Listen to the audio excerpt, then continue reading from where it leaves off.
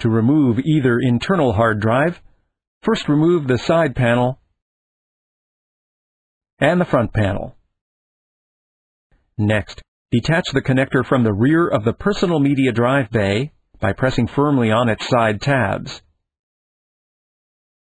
Remove the 2 screws that secure the hard drive cage to the PC. Use a long implement to reach through the access holes in the cage and push the cage release latch.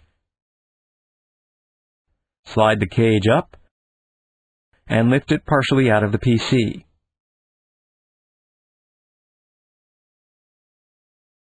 Remove the power and data cables from the back of the drives to fully remove the hard drive cage. Next, detach the 4 screws, 2 on each side, that secure the hard drive to the cage. Slide the hard drive out of the drive cage.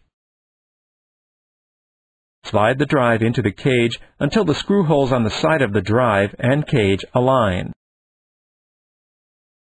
Make sure the connectors are at the top of the cage. Replace the 4 screws. Reattach the power and data connectors to the back of the drive. If installing a new hard drive into a previously empty bay, attach the serial ATA data connector to the motherboard. There are 4 tabs on the side of the hard drive cage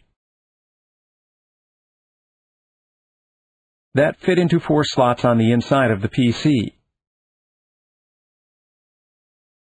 There are also 3 tabs on the front of the cage that fit over 3 slots on the front of the PC. To replace the cage, align the tabs into the slots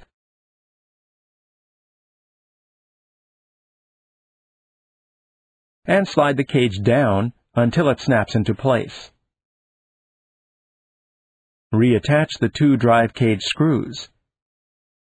Squeeze the tabs of the personal media drive bay connector to secure it to the rear of the cage.